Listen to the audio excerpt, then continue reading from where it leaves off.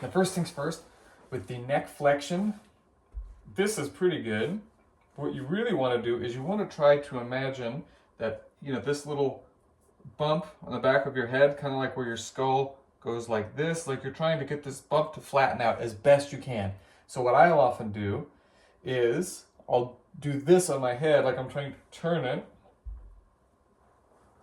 and then I'll sort of move down, like I'm trying to keep my head in place and then pull my body down, and that helps to make sure that I'm bending more right in that spot. Okay, so for here, it would be twist,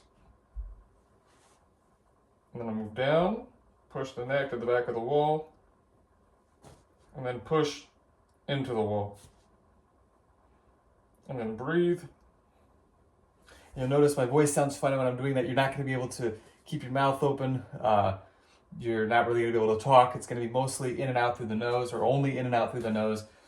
And then what I would challenge you to do is try to work your way up to like roughly 60 seconds if you can. Otherwise, 20 to 30 is a perfectly fine place to start. Once you can do that against a wall, the next step is going to be doing the exact same thing on the ground. So what that will look like, same idea. You're on the ground. You're going to turn and push.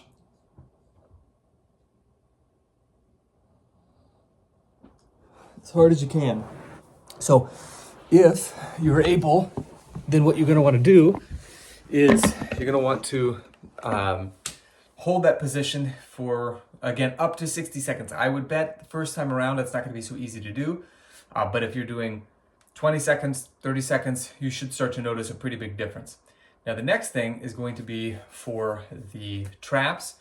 And let's say it's your left trap that's bothering you, okay? This will work for either of them. What you want to do is you want to find something that you can hold on to. Oftentimes I'll use a door frame. If you have a pole, like an exposed pole in the basement or something like that, those work brilliantly. What you want to do is you're going to want to reach. I always tell people as though you're trying to reach into the opposite pocket.